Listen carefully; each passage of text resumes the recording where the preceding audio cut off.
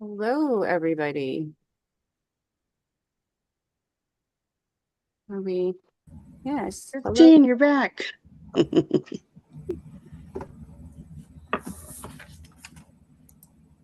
Um, hello. Welcome to Sorting Soup. Trying to let everybody in, trying to push the button over and over and over again. Um, Hi, everybody. It's good to see you. Good to see everybody. Whew, admit, middle. Sorry about that.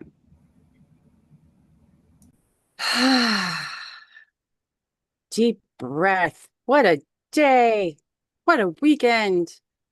What a What a time to be gathering together. Sorry, guys. Welcome to Sorting Soup.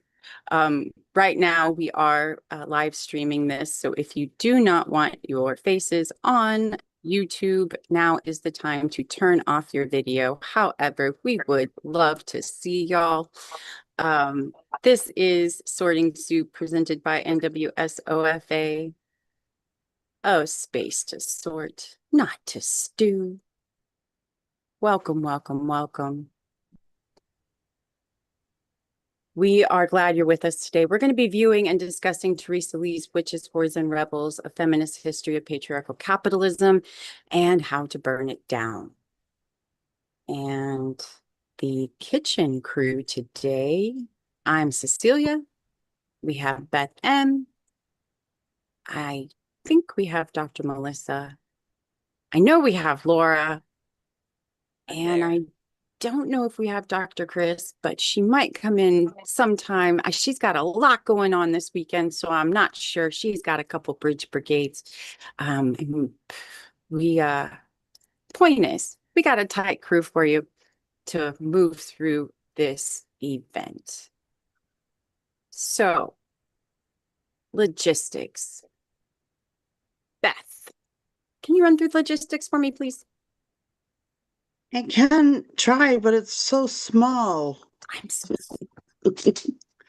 Um, well, the group norms that I know of are to raise your digital hand and to keep spamming out of the chat and to step away if it gets too much for you to process. And if you have a suggestion, provide a solution. That's what I have in my little memory, even though I can't see the screen. That is pretty much it. Thank you very much. Sorry, Okay. it's so small. I think I will figure out a different one. Figuring I can't. It's just I my need, old lady eyes. well, I need to get it into presentation mode. Then it would be better, but y'all can't see it. We'll figure it out. Laura and I will figure it out this week, and she'll have it on her screens next week. This week, however, we are in chapter 3 for God and Someone Else's Country, basically, AKA colonialism. So for the majority of this event or the next hour and a half, we're going to be talking and discussing what we watch. And the actual video is only about 18 minutes long this time. So, but for the last 5 or 15 minutes, we will have about self-care as radical resistance because y'all, if we don't put the oxygen mask on ourselves first, we will not be the ones standing around taking care. There won't be anybody standing up taking care. And we find ourselves a week out of No Kings 3, less than a week. So, are you taking care of yourselves? I hope so. I hope you are. All right. So, first, before we get started, we need to enter the Bardo. And if you're new here, the Bardo is just simply the in-between space between where we were and where we're going. And as a country, we are in and in between. We are in a bardo right now. But I think what I would like you to do is take a little bit of a micro look, because a lot of times we get so caught up in what's happening in our country. We get so caught up in what's happening in our city, in our state, in whatever, that we forget that we have bardos in our lives, that from where we are exiting, where we're coming from and where we're going to.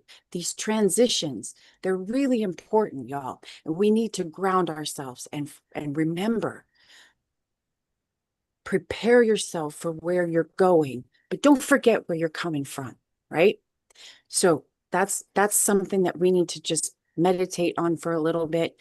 And again, don't forget, don't get swamped by the big bardo, by that we are all in, that we are all going through. Remember, each of us have our own that we need to focus on as well. I know that's a lot. I'm sorry. But anyway, all right. First, let's take a deep breath. Let's sit back, get comfortable. You can lower your eyes, and if that feels comfortable, and make your spine easy. Just notice where you are, the sounds around you, your body's contact with the chair, the floor, the bed, and notice the general weather wherever you are, however it might feel. And the weather of your mind and your emotions right now. Are they busy, heavy, calm, scattered? Silently name that. Right now, I feel, and let it be exactly as it is. No fixing. This is your first bardo, that pause between what you were just doing and this moment. Bring all your attention to your natural breath in your lower belly. Breathe in through your nose and out through your mouth without forcing. If it helps, you can gently count. Inhale, 1, 2, 3, 4. Hold, 2, and exhale, 2, 3, 4, 5, 6. And when thoughts come, notice the thinking and return to the rise and fall of your breath. Use it as an anchor in this small bardo of stillness.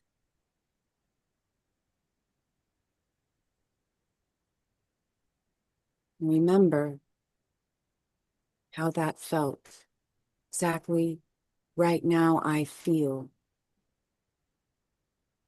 Let your attention widen from the breath to your whole body, as if your whole body is breathing.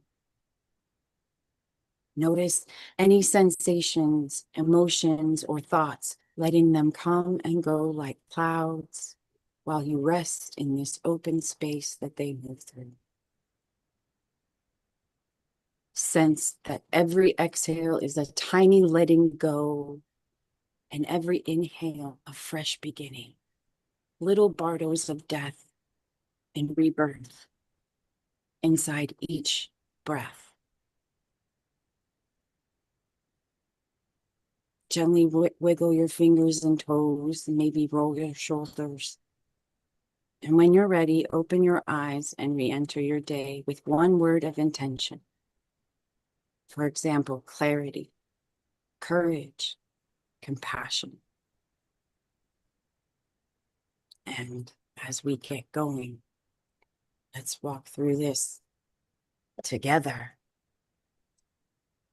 All right. Deep breaths. Whew. Well, going to Need to stop this for a moment. And then, oh, sorry guys.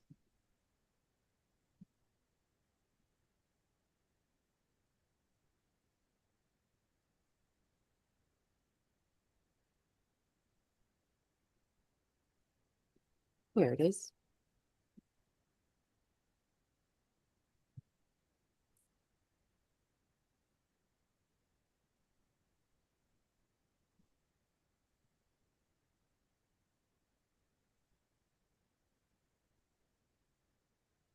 Okay. Now, gonna make sure that my volume is up. Oops, all the way. And I'm gonna get this out of the way. Is that big enough? I tried to make it really big. Can everybody see it? I hope everybody can see it. Okay. Chapter 3, For God and Someone Else's Country. The looting of the Americas. The reason we know that Christopher Columbus was a genocidal piece of shit, instead of the man ahead of his time who brought two worlds together, as the Knights of Columbus would describe him, is largely due to a man named Bartolomé de las Casas.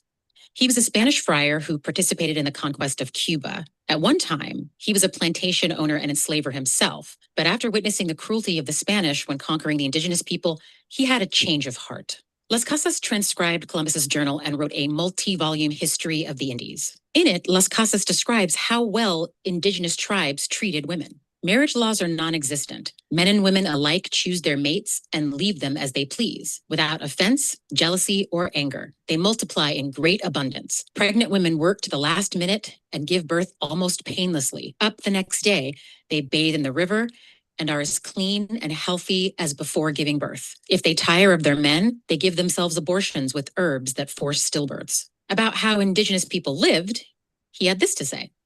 They live in large communal buildings, housing up to 600 people one time, made very strong wood and roofed with palm leaves. They prize bird feathers of various colors, beads made of fish bones, and green and white stones with which they adorn their ears and lips. But they put no value on gold or other precious things. They lack all manner of commerce, neither buying nor selling, and rely exclusively on their natural environment for maintenance. They are extremely generous with their possessions, and by the same token, covet the possessions of their friends and expect the same degree of liberality. The Spaniards were shocked at how well indigenous tribes treated women. They couldn't believe it. But notice the characteristics of their way of living that went hand in hand with that gender equality. Communal living, shared resources, no private property, generosity, and mutual aid. It is no coincidence that societies like that are societies that respect women. When Columbus stumbled into the so-called New World, he wasn't planting flags in some empty wilderness waiting to be discovered. He was barging into thriving societies, some as densely populated as Europe itself,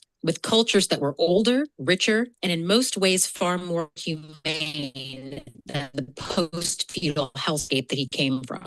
These communities didn't have written alphabets, but they had law, they had poetry, and they had history lived in memory, carried forward in oral traditions so layered and nuanced they put European chronicles to shame. Their social fabric was more egalitarian than Europe's rigid hierarchies. Relations among men, women, children, and the natural world weren't based on domination, but on partnership. They valued flexibility, passion, and reciprocity. In other words, these were people who had figured out how to live in balance with each other and with the land, a balance Columbus and his successors destroyed. When your economy is built to prioritize private property, theft is punished very severely. African nations had a form of feudalism based on agriculture as Europe did, and with hierarchies. But African feudalism wasn't descended from and influenced by the slave societies of Greece and Rome, which had also destroyed ancient tribal life in the conquered lands throughout their respective empires. In Africa, tribal life was still powerful, and most of its better features, a communal spirit, more kindness in law and punishment, still existed at that time. And because the leaders did not have the weapons that European lords had, they could not command obedience as easily, so they didn't. In his book, The African Slave Trade, Basil Davidson contrasts law in the Congo in the early 16th century with law in Portugal and England. In those European countries where the idea of private property was becoming powerful, theft was punished brutally. In England, even as late as the year 1740, a child could do you want to go to for stealing a rag of cotton. But in the Congo, communal life persisted. Private property was a fringe idea, and thefts were punished with small fines or various degrees of servitude. A Congolese leader, when told of the Portuguese legal codes, asked a Portuguese man jokingly, "What is the penalty in Portugal for anyone who puts his feet on the ground?" As if to say, why does it seem like everything is a crime in your country? Patriarchy sees women's independence as a form of theft. To the power structure, women are a resource generally to be owned and exploited by one man.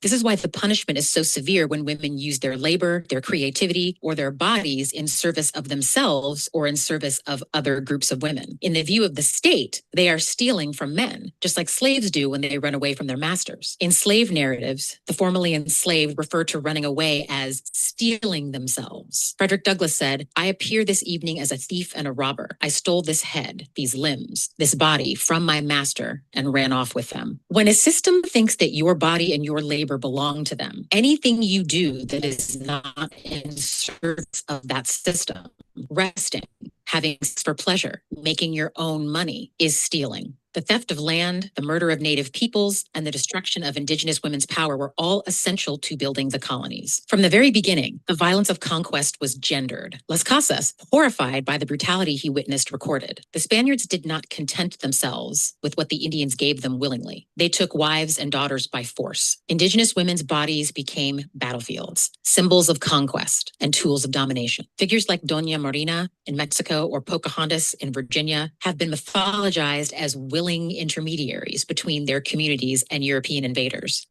settlers. But their stories tell us something darker. Women were used as translators, negotiators, and symbols of subjugation. Marina was a Nahua woman from the Mexican Gulf Coast who became known for contributing to the Spanish conquest of the Aztec Empire, serving as an interpreter, an advisor, and intermediary for the Spanish conquistador Hernán Cortés. But she was one of 20 women enslaved by the Spaniards in 1519. Cortés kept her as a consort, meaning bangmaid, during which time she gave birth to his child. Does that sound like a consensual relationship to you? Bernal Diaz de Castillo admitted of Cortés, "Without the help of Doña Marina, we could not have understood the language of New Spain." In other words, conquest relied on women, but erased their agency. How can a woman who is enslaved and traded from one master to another be able to consent to anything? Colonists justified theft with the language of improvement. An English settler in Virginia wrote approvingly in 1622, "The land which lay waste we may now bring into profitable use." This was a lie, of course. The land wasn't being wasted. It had been stewarded by indigenous tribes for thousands of years. But by feminizing the land, casting it as wild, idle, and in need of discipline, colonizers gave themselves moral permission to seize it. Women's daily lives reflected these violent shifts. In Spanish territories, the encomienda, a brutal colonial labor system imposed by the Spanish crown during the conquest of the Americas, forced indigenous women into concubinage and domestic labor. Yet women fiercely resisted colonization. Right along with their male counterparts, colonial morality and the expectations of womanhood were never universally accepted, but always contested. The foundations of American morality. Contrary to popular belief, the first witch trials in the colonial United States were not in Massachusetts. They were in Connecticut. Connecticut's witch trials began decades before Salem's and hold the grim distinction of including the first recorded execution for witchcraft in what would become the United States. In 1647, Alice Young of Windsor, Connecticut was hanged for witchcraft. She is the first person on record in the 13 colonies to be executed under such charges. The panic over witchcraft in Connecticut began 4 decades earlier than in Salem and continued in the state for several decades. Estimates vary, but around 34 to 40 people were charged and 11 were executed. Mary Johnson of Wethersfield confessed under duress in 1648, admitting a compact with the devil, among other charges. These trials didn't erupt all at once, but followed a pattern that mixed religious belief, fear, natural disasters and epidemics, property claims, and community tensions. Accusations could be sparked by illness, crop failure, or suspicions about someone's behavior or their inheritance. And once again,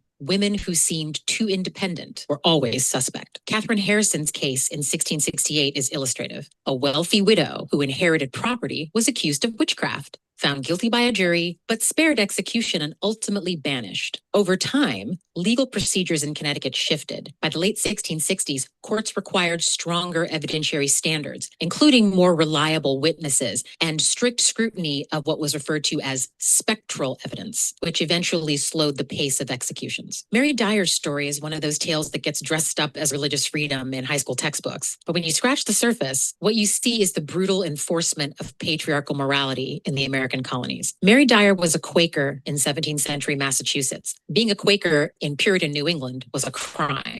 This was a place where conformity was demanded and dissent was severely punished. Women like Dyer, who dared to follow their own conscience, were not just defiant, they were dangerous to Massachusetts Bay Colony authorities. Her execution tells you just about everything you need to know about what counted as morality in early America. The Puritans of Massachusetts had no patience for female defiance and wanted to make an example of her. Preaching in public as a woman was scandalous enough, but preaching Quaker theology was a capital crime. Dyer was arrested multiple times for preaching her Quaker faith. She was threatened, jailed, and ultimately banished from Massachusetts Bay Colony. She eventually returned to the colony in protest, and in 1660, she was hanged on the Boston Common, one of the first women in the colonies executed for religious dissent. In 1692, a bunch of bored Puritans in Salem Village decided to spice up their lives by accusing their neighbors of dancing with the devil, and suddenly hysteria exploded. Within months, over 200 people were accused, 30 were convicted, and 19 were hanged. And what was the evidence that proved this supposed witchcraft? Dreams, hallucinations, spectral testimony, as I referred to earlier, where someone claimed they saw your spirit doing shady things while your actual body was in the corner peeling potatoes. Salem represents the perfect storm of land disputes, political instability, and deep anxiety over women stepping outside of their proper place. The trials were less about witchcraft and more about disciplining women and stealing property. By 1693, the whole thing collapsed under its own absurdity, but not before it set the tone for centuries of American life. Independence in women is dangerous. Community panic can always be weaponized, and morality is just patriarchy in drag.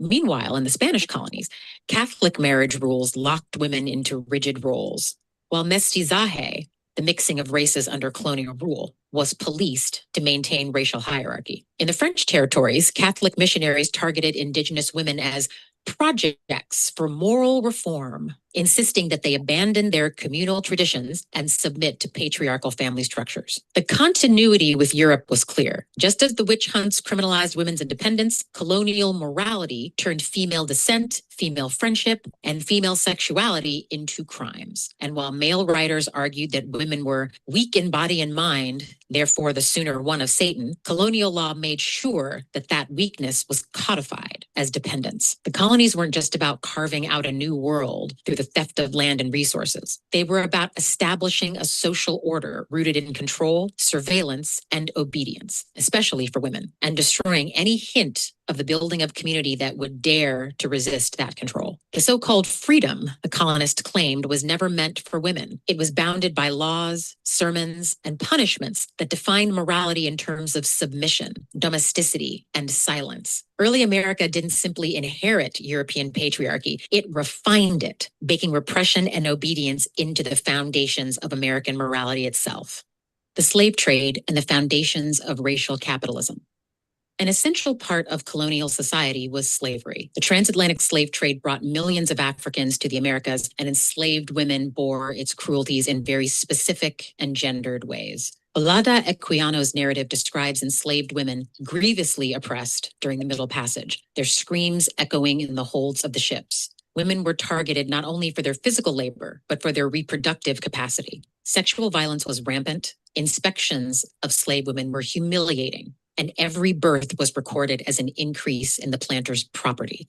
Virginia was desperate for labor. Somebody had to grow the corn to keep the people fed and the tobacco to keep the purses fat. By 1617, the first shipload of tobacco was already on its way to England. And when it fetched a price high enough to make preachers squirm and planters giddy, all the moral talk in the world wasn't about to stand in their way. Profit has a way of silencing poverty. The settlers couldn't force the indigenous people into slavery, not in North America. No matter how much they fantasized about pulling a Christopher Columbus, they were outnumbered, outmatched in knowledge of the land, and every invasion or massacre of a native village carried with it the risk of retaliation in kind. Enslaving native people in North America just didn't work. They were tough, resourceful, defiant, and on their own land, versus the transplanted Englishmen were not. White indentured servants weren't the answer either. There weren't enough of them, and they either couldn't or didn't want to work as hard as the planters needed them to work. Free settlers? Forget it. Many were artisans or men of leisure back in England, people who were not accustomed to intense manual labor. John Smith once had to declare martial law and bully the men into work gangs just to keep the Jamestown colony from starving.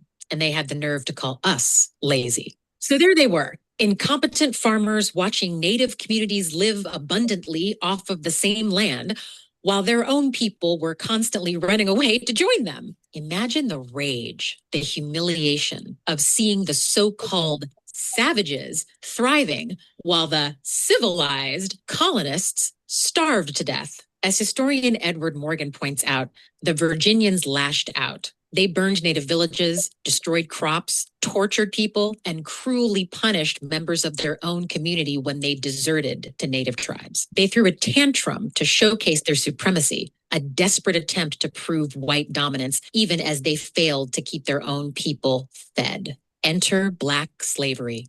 By the time the first 20 Africans arrived in Jamestown in 1619, the transatlantic slave trade was already in full swing. For a century, Europeans had been capturing and transporting Africans to Lisbon, the Caribbean, and South America, branding them as labor commodities before they even set foot on the docks. To the Virginians, the arrival of these Africans was the perfect solution. Unlike native people, they had been ripped from their land, their families, and their languages. Unlike white servants, they had no contracts or freedom dues to be paid at the end of their term of indenture. Stripped of cultural anchors, Black people were positioned as the permanent, inheritable labor force that the colony craved. And that's how it began.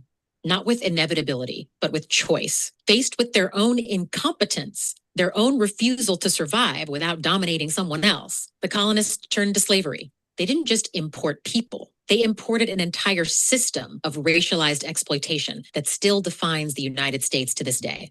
Colonial law made sure that Black women's bodies were permanently folded into the machinery of capitalism. Virginia's 1662 statute declared, all children born in this country shall be held bond or free according to the condition of the mother. This meant that enslaved women's wombs became instruments of primitive accumulation. Every child ensured the perpetuation of slavery. Plantation records began listing children not as people, but as increase, commodifying reproduction itself. Meanwhile, white women were positioned as the guardians of racial purity. Laws punished them for sex with Black men because such unions threatened the carefully constructed system of racial capitalism. One court ruling bluntly stated the purpose was to prevent abominable mixture and spurious issue. White women's privileges were leveraged to reinforce Black women's subjugation, cementing the racialized patriarchy that still exists today. This system was carefully engineered. The murder of indigenous people, the theft of their land, and the enslavement of African women were all acts of primitive accumulation. Together, they built a world where women's labor, reproductive, domestic, and waged, was subordinated to a system designed to exact profit and enforce obedience.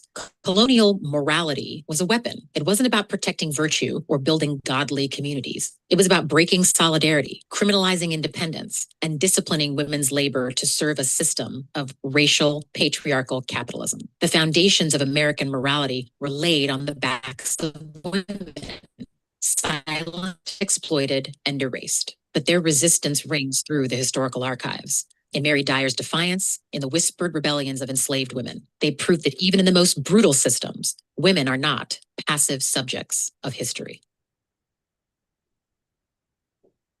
Okay.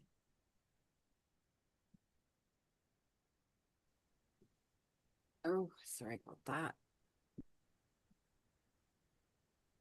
So y'all, I'm going to keep probably this discussion question up here the entire time. What systems of power have shaped your understanding of the world? Because I don't think that patriarchy is the only one that has shaped our understanding. Also, did you see any parallels between the events of the past and the events of today? I find this particular video, we're starting to get into some things that I'm noticing. Also, what questions has this series started to raise for you? I'd like to know that. And brainstorming questions.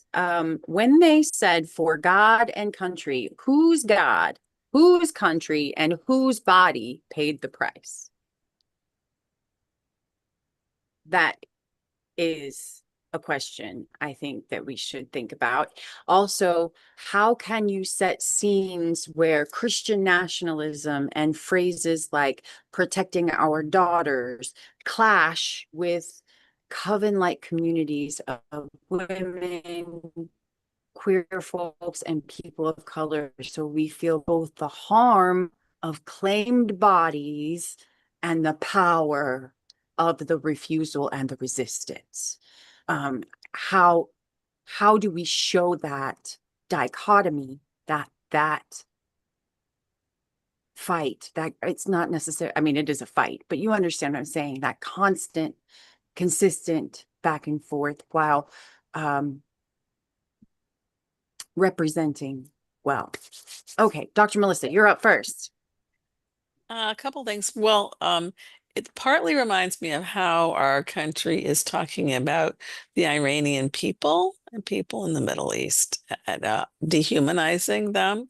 But of course, it also reflects dehumanizing people in our country and recent moves, especially towards moving the role of women back into the kitchen, essentially back to having more babies, not working, and so forth, which, I mean, I don't see how families are going to survive without two incomes the way the economy is. And overall, I feel like I feel it's worth saying that everyone loses when someone is dehumanized or treated less than, because I think men and women don't benefit. I think people lose their humanity. They lose their sense of who they are, their commonness with other people. And so none of this is ultimately of value, though I'm sure she is right that initially, in terms of capitalism, there was some immediate gain, but there's a tremendous loss. Yeah, I hear that. Wow. Merritt, did you want to present something? If you do, please raise your hand. I would love to hear and we can talk. Real quickly, I'm going to go to before Chris. I'm not going to read through this glossary, but I did add these, and I know they're tiny, so I'll read them here in a little bit. But Christine or Chris, go ahead. Oh, here, I'll ask you. There you go. Are we seeing a common theme of white men? Anyway, this is like the cherry on top of yesterday's bad faith, Christian nationalism film. And then today I had a friend send me a Facebook post from the Heritage Foundation. And that was really, I mean, they would have us, it was The Handmaid's Tale. It was The Handmaid's Tale. And we have to go underground. It sounds silly, but No. I always see society sort of, you've got these guys on top that everybody sees, and then there's the real world underneath that's doing all the work Yeah. and really, really controlling things. But well, she's right. No, I understand what you're saying. And having a backup plan, I am a fan of the backup plan. And So, I apologize. I know Merritt's on here, so it's not right. every white man. And we do have to say that, right? We have to legitimately put that out there, but yes, you're correct. Yep, it's not a lot of white women. They were the witches being burned at the stake. I will say though, so many white women prop up patriarchy to this day. And Mhm. this is a problem. That is a problem. When it's punching themselves in the face, in my personal opinion, but that's just. Well, I had women tell me that they just didn't think a woman could be president because they wouldn't be able to handle it. Oh, okay, because the men handle it so well. That's I'm sorry. right. Okay. Or because women menstruate. I've heard that one. That's, Oh, that one, I've heard that, what did somebody say? We have bad sense of direction because we have less iron in our bloods. But anyway, guys, that's all just a bunch of bullshit. yes. Maria. Yeah, this is just an observation.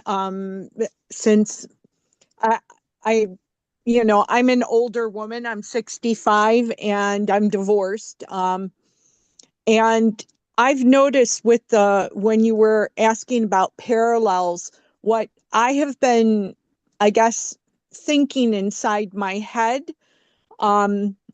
with this rise of the Christian nationalism, and let's go back to this non-existent 1950s or earlier mentality, is that, like, as an older woman, you're almost useless. I've already had my children.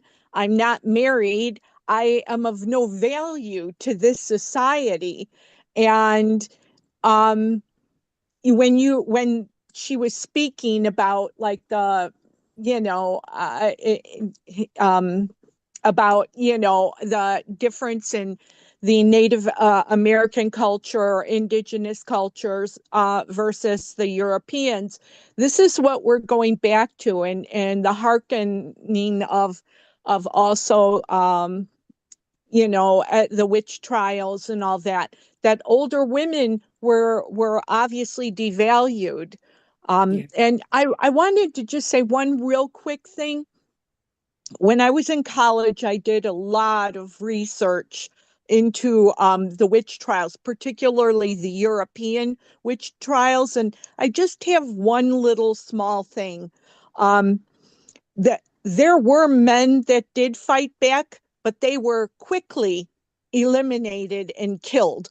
So Right. anyone who stood up for their wife or daughter or sister, those men not only were in prison, they were killed too. And then that, in effect, showed other men to just shut up, because, again, because it was a patriarchal society, they had other women they were responsible for. So they learned that, to just be quiet and not say boo. And that, because otherwise they wouldn't be able to protect any of the other women that they were ultimately responsible for, in their minds anyway. So I just wanted to throw that out there. That was what, in my research, I came across that repeatedly, and I saw that. Anyway, thank you. Thank you. Much appreciated. Ms. Ari, you're up next. Thank you. Well, again, I think this is it's history, but it's also current. And I like what Christine Wong said. 65 is young. Yeah, you're right.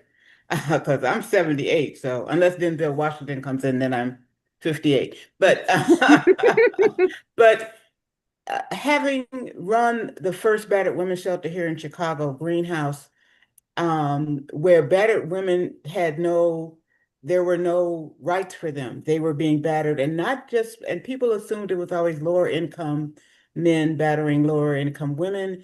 We had the wife of a judge that had to come to us, basically through an underground railroad, because we couldn't let people know where the shelter was, including some police, because they were also beating their wives, and we had police wives there. And this was in the 70s. This wasn't in the 1900s, and Right. and to make to your point about women battering, the mayor then was Mayor Jane Byrne, the first female mayor of the city of Chicago. And we went to her and said, Mayor Byrne, we are opening the first battered women's shelter We got a building donated. It was only 5 rooms, well, really 6 rooms because we turned one into an office, but it was more than, and there were other shelters throughout the state. So this was not, and it was a behind, Chicago falling behind as it came to women's issues. And she laughed at us. She laughed and said, "What's wrong with them?" Talking about the women. Why can't they fight back? So when someone says there were women who were part of this, Jane Byrne, the first female woman, a white woman, city of Chicago, told us, why couldn't they fight back? The first money we got for the shelter came from Evanston, a white mayor of Evanston, who gave money because they were taking women from Evanston because we were on the north side where I am now, and it was about 20-minute ride to get to us. So, history and all of this really points particularly to indigenous women. And again, she does not talk about Jean-Baptiste Pointe du Sable, the first settler in Chicago, in Illinois, well, in Chicago, because the Chicago is a Native American, I can't pronounce it properly, but it's a Native American term. But he came and was welcomed, as some of the European had been, but what they welcomed more about him was the way he treated women so equally. And his wife did not, she was from the Potawatomi tribe. It wasn't like he picked her. He went through the rituals of, going through the family, so all of this, sadly, is historical, but it is also, and again, if we look at the women on the Supreme Court now, some of the most conservative, white women in the history of this country, the overturning of Roe v. Wade, with a smile on their face, we're at a time where all of this history is as relevant now as it was then. The difference is now, and it's from a woman of color writing it, and there are women and men, thank you men for joining us, who are listening to it in ways, I think quite frankly, we weren't listening before. We kind of knew it and we said, well, we're over that. We got the Voting Rights Act, well, guess what? We don't have those now. So we need to look at these as mechanisms of fighting the fight with a long-term strategy to enable younger women and younger men and younger people to get through this, because this is a daunting time to have this historical perspective of what the past was and what the current and what is currently going on. Thank you. Yeah. Thank you very much. And Kathy, before I get to you, I'm going to just read these definitions. So what we're dealing with right now, colonialism, the policy or practice of acquiring full or partial political control over another country, occupying it with settlers and exploiting it economically. It includes conquering land, erasing cultures, and extracting wealth in the name of civilization. Colonialism restructured entire worlds around European power. It still echoes today in global trade, borders, and who gets to decide what counts as quote unquote developed. Capitalism. Capitalism is an economic system where private individuals and corporations own and control the means of production, things like factories, land, and technology, and where goods and services are produced to generate profit, not to meet everyone's needs. It thrives on inequality, extracting labor from the poor and profit from the planet. Built on enclosure, slavery, and colonization, capitalism depends on someone else's suffering to function. It does not reward hard work. It rewards ownership. And finally, enclosure, a term used in English land ownership that refers to the appropriation of waste or common land, enclosing it, and by doing so, depriving commoners of their traditional rights of access and usage. The process of fencing a land once belonged to everyone. Okay, Kathy, just to get us beyond that, I'm going to stop for a while. I'm along the same theme of all the things that you just read. This, of course, always follows Project 2025. And one of the big things about Project 2025 is to destroy all the labor unions.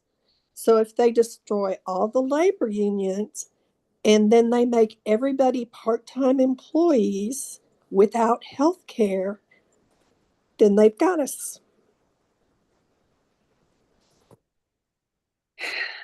Yeah, I don't understand how they expect to have healthy employees. I just I don't get their, I mean, I get the idea of getting rid of us. I do. I get that.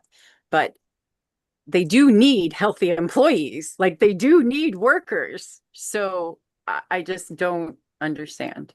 Well, they don't care because they'll just hire somebody else. I mean, we're all disposable.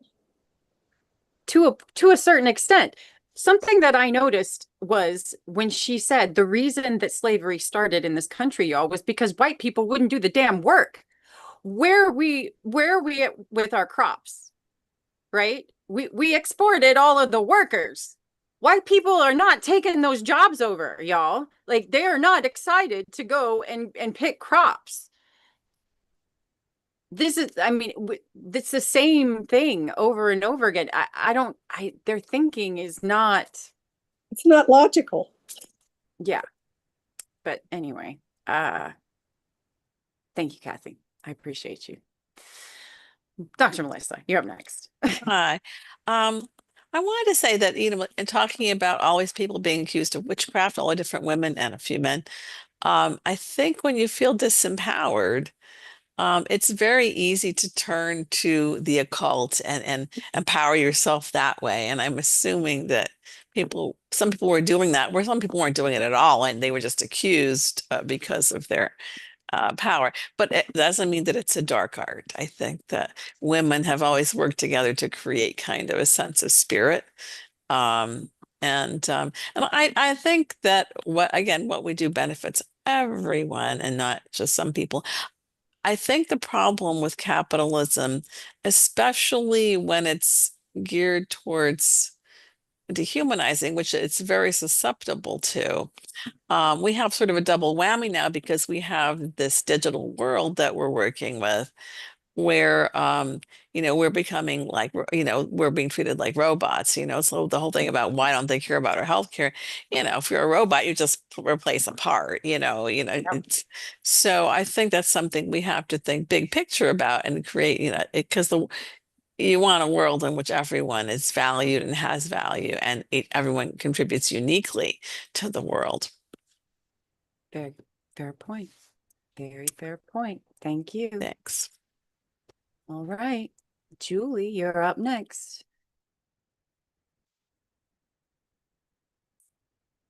Hey, hello everyone. How you doing? Um, okay, I'm just gonna throw out tidbits, little things that I've jotted down here. I think Cecilia, you mentioned how women. There's a lot of women that play into the patriarchy, and I think that started maybe just for survival sake, where they are pro patriarchy, where they um like that's the way to survive. They see it, that is a way to survive versus communing with other women. I don't know. And if you look back in those times and you see the Wild West, and then you see the cat houses, the prostitution, and they because if you didn't have a husband, you were, what are you going to do? And that was, so I see that kind of as a way where women tried to survive. And I kind of go back to this book I read a long time ago in college. It's called The Women's Reality. How you basically, it's a white man's paradigm. It's a white man's world, and everybody else has to figure out a way to live in it. Now that the numbers are changing, and we have a lot more, the demographic is changing, and that wasn't just the women's reality, it was also for Black and brown people as well, where we had to live two different lives. We had to live you know, in the women's world. And then we had to, when the man walks in the room, then our behavior changes. And we all know that happens, still happens. For some reason, Joni Ernst popped in my brain, and Ew, I I'm sorry. don't know why. Well, I think maybe because she's kind of an example. I mean, she was in the military, and then she was also attacked. She she was sexually assaulted, I believe. And so she's a hard one for me to figure out. Like, where is her head? Where's her head in that, um, in the scheme of trying to survive, or just trying to get with men in the military. I don't know. I'm just kind of, I don't want to offend anybody by just kind of throwing things at the wall here.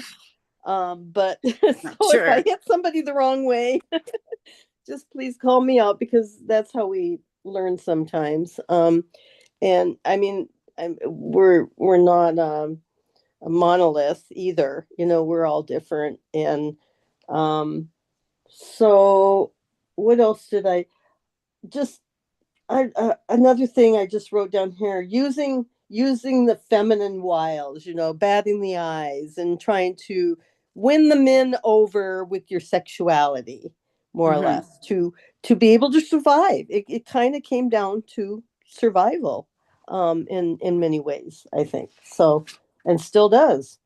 So those are my immediate thoughts right All now. right.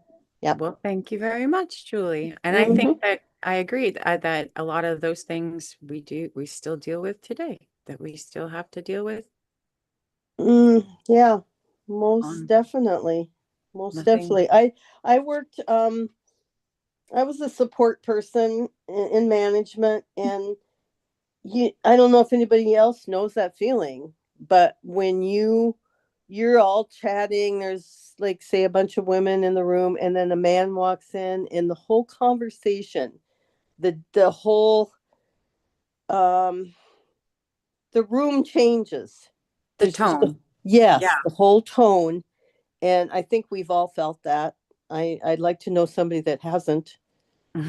Yeah, I mean, even in intimate circles, that happens, I think. So, anyway, yeah, I agree. Well, thanks. Judith, you're welcome. Thank you. Hi. Judith, you're up next. Okay, yeah, hi. One of the slides had asked, what power structures did I feel were influential in my life? And I landed on religion again, I guess because I was raised Catholic.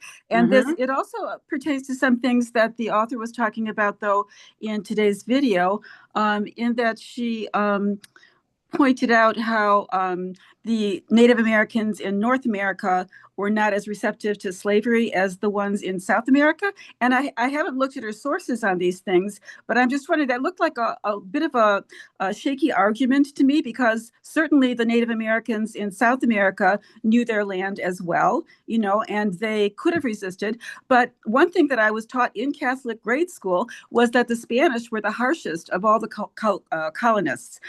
They were in terms of their treatment of the Native Americans. So I think maybe they were just more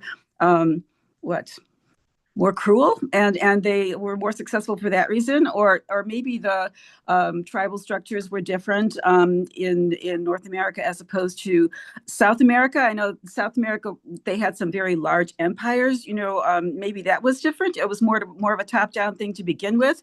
I don't know that there's anything basically different in the psychology of South American natives as Judith, opposed to she North lists American. all of her sources. If you want, you can purchase if you purchase I did the purchase video, it. Yes. then she lists in the PDF, she lists Okay. all of her sources. Okay, I'll see about that, but that seemed unusual to me. But I do see another thing in terms of the stability of the democracies. In South America, there are some successful democracies, but they've had a hard time with it. There are lots more ups and downs. And I mean, we're having a hard time now, but the fact that North America was predominantly Protestant with an emphasis on individual literacy and an individual relationship to the Bible, whereas in South America, the Native Americans were converted to Catholicism with a very top-down arrangement. I'm wondering if that worked its way into their psyche in such a way that democracy was harder to achieve in South America than in North America. I'm not sure about that, but anyway, religion popped itself into my brain, and that's why yeah, that's where I went with it. But thanks. Yeah. Okay. Thank you. Dr. Melissa. Hi, I think we're talking a bit about identification with the aggressor, which is people are going to be susceptible to that. And that's why it's important for us, those of us who are women or those who are men who are not only allies, but also leading people, as everyone here is to some extent. We have to think about how to role model for other people who are sort of bringing into the world that we are in. So yeah, and as far as South America, I don't know what era we're referring to. If we're referring more to, like, since the Monroe Doctrine, I mean, we've been kind of messing with those countries and for quite a few years, and maybe that's part of our impact in the US. But I'm not sure about originally what that was all about. But definitely identification with the aggressor, that's a thing. And even the Stockholm syndrome, where you protect your captors, is another. So, right, that's Yeah. it. I can only imagine when they take over your entire, like, everything. They take over your whole way of your whole community, your whole life. Yeah, people borrow the power of the person in power. I have to say, because I worked for a long time for the VA, and it was all men at the start, and it was very sexist. It was very sexist. But then when women started to take over, that seemed like a lot of the patriarchy still stayed in place. And it's not 100%, but it's too much. It was still not. So I still felt like I had to hold my ground as a person individually, and be a role model for people, and just hold a certain way of being, because it wasn't going to happen institutionally. Right. Right. Well, thank you. I appreciate it. Ms. Ari. Thank you.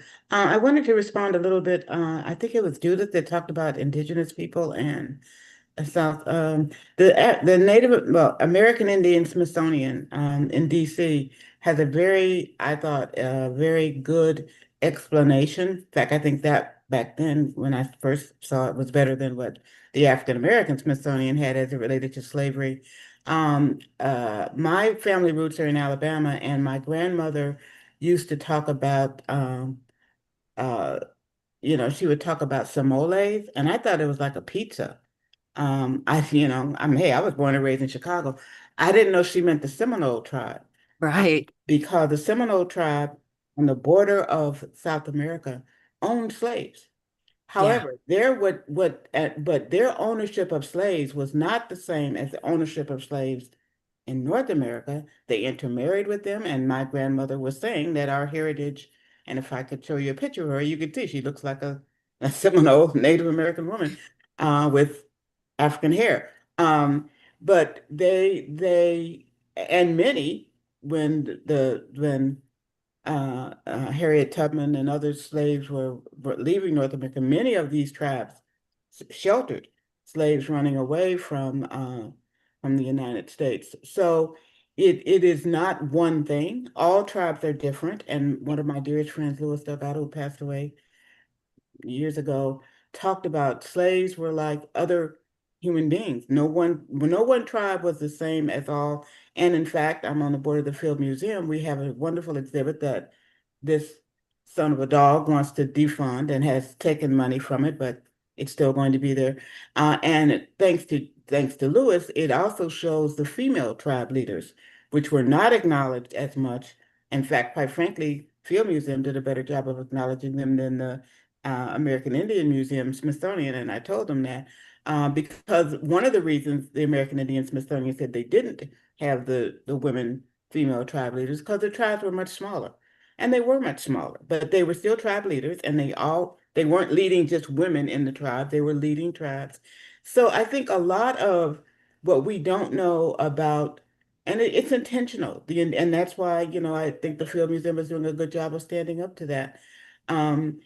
The interrelationship between people in this country, our culture, our racial differences, our religious differences have been intentionally under exposed, undereducated, and as decades of, thanks to others moving forward, but they want to move back from that now. They want to take it back because the diversity of us on this line right now is not what they want to have, particularly any white men listening to this.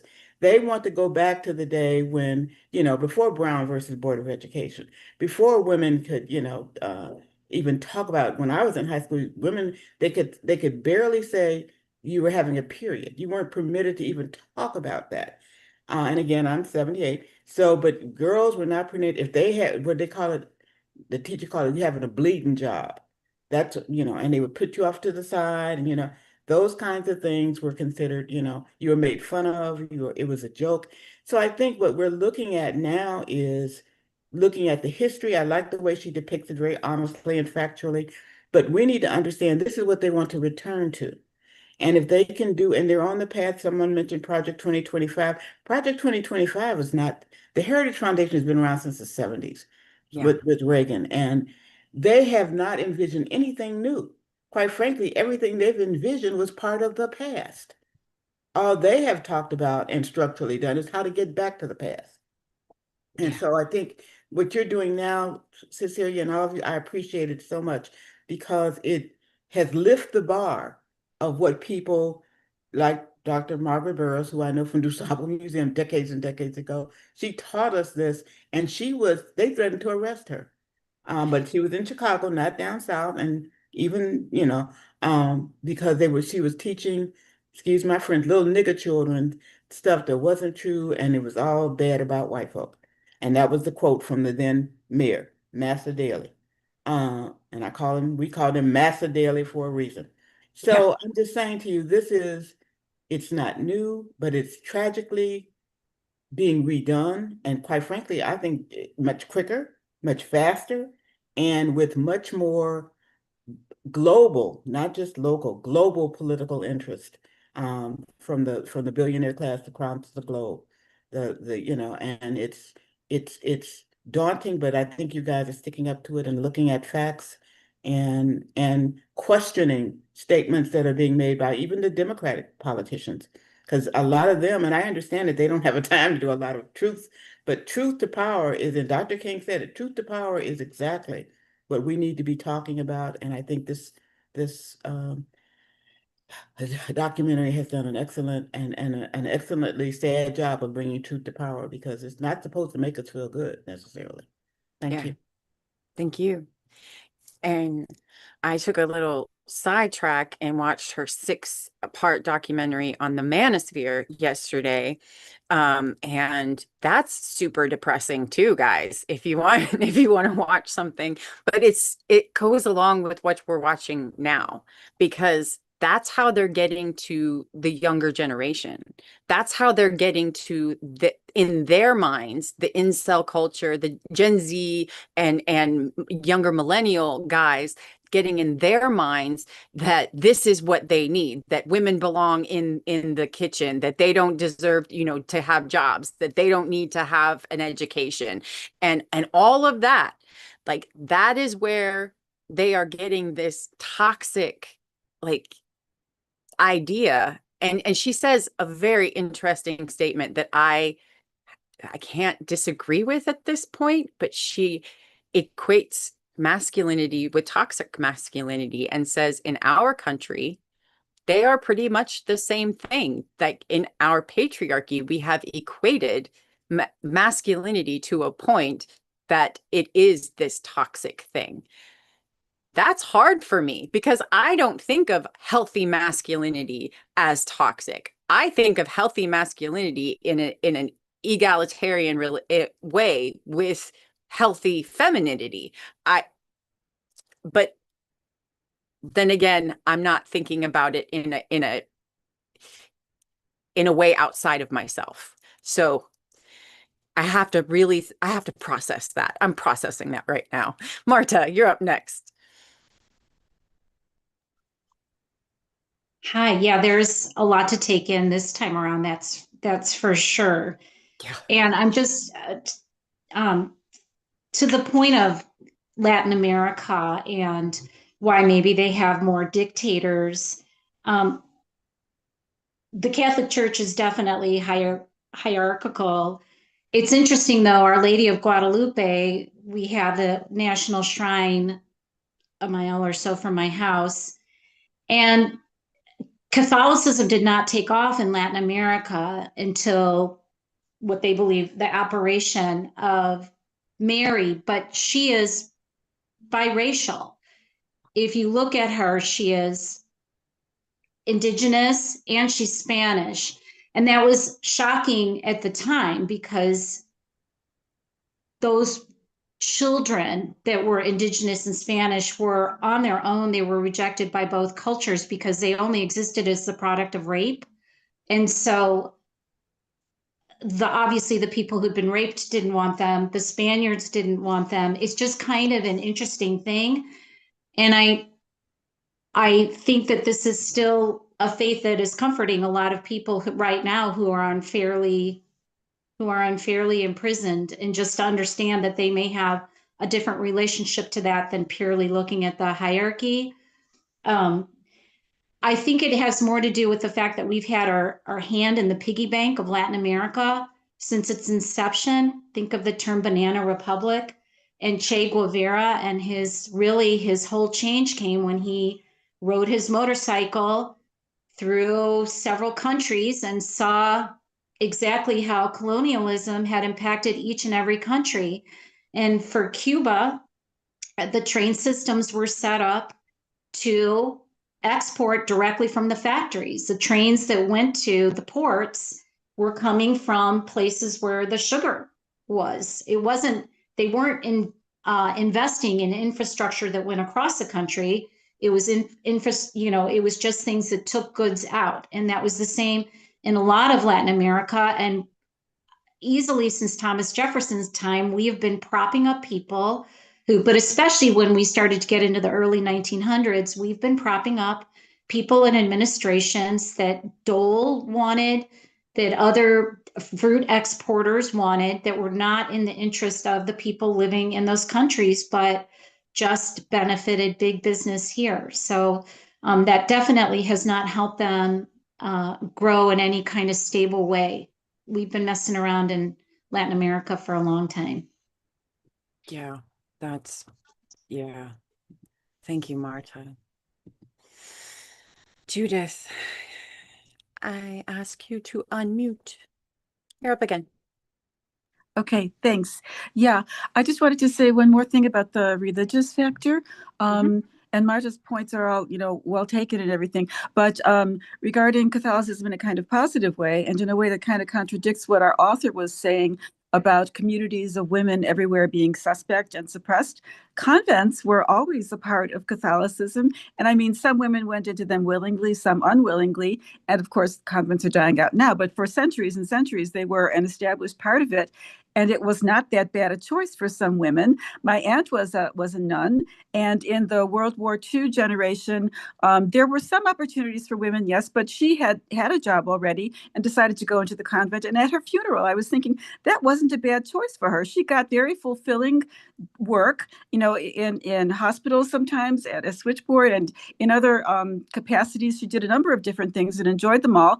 You had a certain type of status and respect as a nun, at least back then, and it wasn't that bad a choice. So the author, wants us to believe that there were no communities of women allowed at all or respected, but there was that, and she didn't mention that. I have to say, I don't think she said that at all. I don't think she said that I there had were the impression. I'm sorry, I did not get that impression at all. But I also think that nunneries were a place for women to go within patriarchy. I mean, Yes, I they are. appreciate what This you're is true. saying. Usually the bishops were, in control of the funds and things like that, but they, it was an option, at least not in Protestantism, but in Catholicism. They had something to do besides have children and be in the kitchen, I understand. So I have many there was nuns. that, so. I have many nuns looking over me right now. I come from Catholicism as well. So I hear what you're saying. I just It is but part again, of patriarchy. It is. I would maybe watch that video again and I don't know. I don't, maybe you will hear exactly the same thing. I did not hear what you heard. And I've watched that video about 4 times today to get ready for today. Okay. I don't know. I don't know. But maybe I'm not maybe other people heard what you heard. I'll keep it open. Julie, you're up next. Okay. Just listening to everybody, but when Melissa's talking about the VA and Ori was talking about all the history, and I'm again trying to put it all together here with well, we're repeating history, no doubt. That's what we're doing. But if we want to break out of that, and have that vision forward for a world where we are all of us, not just the men, have freedom and liberty and all of that, and we've made great strides, but as we're talking, they're trying to pull us all back, and but it kind of makes me think of okay, a country that rebels. Say everybody rebels, there's a vacuum to fill, so to speak. We are used to living in those institutions. As Melissa said, okay, you're standing alone in the VA as a woman surrounded by men. And just, I mean, that's just a very small example, but as a community of women, however, in the nunnery and the whorehouse and however women get together, which is in many, many ways these days. We have our yoga groups, we have our book clubs, we have, women are often getting together in the smaller groups, in the smaller tribes, as Ori was describing, and that's manageable. But I'm just kind of thinking on a larger scale, what does our government, what does our world look like without patriarchy? Because that is what we know, that is what we are, like you just said, Cecilia. Even the nunnery, it's a women's institution within a man's institution. Okay, so how I don't remember if there was anything specifically when we're talking about the vision forward, if we talked ever specifically about women and power, and I mean, we're all, as women, we do a lot, but we do it a lot of times in the background. It's not in the forefront, and it's not recognized in of itself as, I don't know, I can't find the words for it really, but as like, well, patriarchy, we have matriarchy, okay, but who's making up the rules? How, Right. who, The, I guess, the scaffolding. yes, and I'm structure. just totally brainstorming, so I'm open to all all the input here, just to kind of, this is, I think it's the big thing that we're talking about here is looking at how women have been treated in various ways throughout history, and we're repeating it. We're going to repeat it. We got to get out of that cycle, and then what are we going to do from that point? Where are we going? Here's a big thing that I'm learning, that I learned by watching the manosphere videos, that they just blame women. Okay, they blame women for all of their problems, but they never go to the source of the problem, right? They never try to figure out why they feel the way they feel. They never try to figure out, the reason that they have in the inferiority complex. I mean, I'm a big proponent of therapy, obviously, but even they don't even ask the critical thinking question. Like the question never gets asked, is what I'm saying. And so because of that, they take the easy way out and just blame women, because women, we do ask those questions. We do look at ourselves. We do, for the most part, not every woman, obviously, but for the most part, we do try, generally speaking, to do that. And because of that, and she also said that they need so much like not rules, but guardrails. And women relationships give them guardrails. Well, if that was true, then why do they all cheat so much? But never mind. Anyway, Melissa, Dr. Melissa, you're up next. Sorry. I think this speaks to the need to start to advocate now, because we know it's coming, that there's already proposals for limiting the rights of women and making women dependent again and all of that. And I think if we when we do the 5 calls or whatever or write to our Congress people and all that, especially the female Congress people like Catherine Clark, who is my representative, but also the men, to ask them to make sure to ensure the rights of women and the ascendancy of women, so that we're not holding off on that until it's a little bit too late, because it's already in progress like everything else. Yeah, that's very, very well said. And perfect timing, because we're going to just switch over real quickly to our self-care section, y'all. And to be honest, here's the thing. Self-care, again, we are just a little under a week away from, and I know that's all really tiny. This will get sent out or put out on to Substack, and it will be shared on the morning coffee and conversation. This week, in week 12, it is the end of the month. And so we are kind of a spring cleaning going through but we're building up, getting ready to work on our boundaries next month. And if you've never worked on your boundaries, like in a legitimate way, as in, I'm going to put a boundary there for my own good, or I'm going to take away a boundary here because I think I need a little bit of woohoo. Like this might be a good time, because April, what's going to happen in April? What could possibly happen? Nothing special, I'm sure. Anyway, okay, sorry. Wanted to say, set a 15 to 20 minute limit for doom scrolling or political content tonight. Okay. And you can say after 7 o'clock, because I know you and it's okay.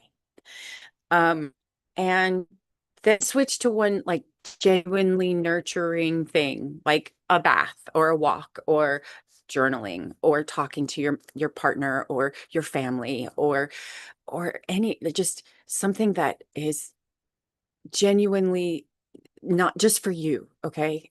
Or not, I mean, talking to your partner isn't just for you, but it's good for you. But that is an act of resistance against burnout. Marta, you are up next. Yeah, I was just thinking what Dr. Melissa said. It made me think about Ruth Bader Ginsburg and her clever, argument that basically had to do with men's rights. And why can't we use that approach now to look at all the ways that women's rights have still helped men? Because I've often thought that men have really benefited so much from women's rights. How many men really want to go back to a one-income household? And how many men aren't grateful that there is now expanded Family Leave Act for them? They wouldn't really want to give that up. And also, this is a little less harder to prove, but I see a direct correlation between men getting so much pleasure out of their own children, how many men do, and that's totally different than it was decades ago.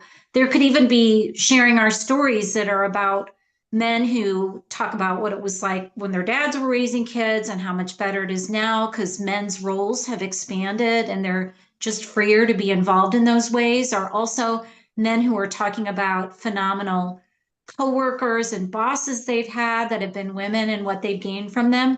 But we could take, so thank you, Dr. Melissa. It just had me thinking about Ruth Bader Ginsburg and that we can still use that play. That's an excellent idea. That Dr. Chris, I know you heard that, and so I'm going to put that down. I'm going to mark that down, and Hank and I are going to talk about it and with Sabrina, and that is an excellent idea. Thank you, Marta. Do you want to be on our panel, or do you want to be? No, I'll talk to you about that later. Never mind. All right. So yes, I want to. I don't want to segue away from that. If somebody else wants to, but I did want to spend the last few minutes talking about how we can take care of ourselves. Hold on. Let me move. This is just a thank y'all for your attention. Thank you. And if you need to contact us, we do have the nwsofa.soup@gmail.com for questions, suggestions, or offers of assistance. Thank you so much for your time. Please put your tray tables back in your upright positions as the pilot brings us back down. All right. It's been a long weekend. And like I said, we have just a few days left. Well, little over 5 days, 6 days left until No Kings. And if you have been working as hard as I have, that means it's time to take a break. And I actually watched Midnight in the Garden of Good and Evil yesterday. And that it's one of my favorite movies. It's one of my favorite books, even though it has a particular person in it that I try to forget about his personal life. But you know, as I watched it, all I thought was how patriarchal it was, because it was mostly men. Like it was all about men. There's like one female character and two female characters, and they were like sub characters, and the rest of it I'm just like, I mean, I still love the movie, but it wasn't hitting what I needed a girl movie yesterday, and I picked the wrong movie is what I'm trying to say. Anyway, y'all, I put a couple of things into the chat, just a couple of calls to action. They are just a couple of things that you can do. Definitely the values audit. And this is for everybody, even if you don't go to church or you're not a spiritual person or anything, this is a values audit. So list 3 places where God and country messaging still shapes your own reflexes. This is a big one, like media, church, family sayings, and circle one you want to consciously interrupt this week. I live in a very red part of Illinois, which is one of the weirdest sensation. I've lived a lot of places, okay, but I've never lived in a red area of a blue state until we moved here. And it's very different than living in a red state. Like a red state is just gung ho. They are gung ho, gung ho. Here, it's just a lot. The MAGA people here really love their rights. They love their rights. The rights that the rights that J.B. Pritzker has given them, the $15 minimum wage, the stuff that he's rooted for, the stuff that he's offered them. But at the same time, they will say that they want to take away, a woman's right to choose. They want to take away this. They want to take away that. Like, they want to keep their right to, their gun rights, but they want to take away these. I can't, y'all. I don't know how to talk to people who talk out of both sides of their mouth. I need help there. Anybody? Sorry, it's okay. We'll work on that one. That one's a hard one for me. I just have such Dr. Melissa, good. Thank you. I just have to say, we have, I think it's tomorrow, we do have what I wish I would have said. So, come on down. It's It always hits during my board meeting, but I don't think it is this week. So I think I will be able to hit it. And I've been watching the videos, but I'm never able to participate. So tomorrow I should be able to participate. right. Yes, that's a great, great, great idea and a great plug. And we are going to round this up. Y'all, thank you so much for being here. I appreciate your time. I appreciate just everything, because this is heavy. This is, going over all of this and talking about all of this. We are telling how it is, and we are battling a culture of the manosphere. And we need to understand that. A video came on my For You page from a female creator, and all she talked about was the 304 culture down in Houston. Because the Houston rodeo had to come up with a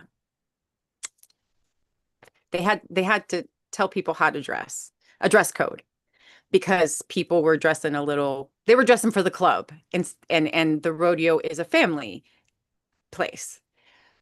But this female creator said 304 culture, 304. That's manosphere speak for hoe, which is, you flip 304 upside down on a calculator and it spells HOE. It's not, but and so this female creator is pushing up the manosphere ideology. And I'm not saying that she's wrong in that some of the things that some people were wearing were a bit excessive. But the way she went about talking about it was also excessive. And so anyway, I'm just saying we're fighting that. We're fighting that culture, and we need to speak the truth about it. So again, thank you all so much for being here. If you have questions, let us know. And if not, we'll see you tomorrow morning at Coffee and Conversation. Otherwise, we'll see you on Thursday at 5 o'clock for another Sorting Soup, which we will talk about what's happening in the world this week. Can't imagine it can get. Never mind. I'm not going to say that. All right, y'all. Have a good week.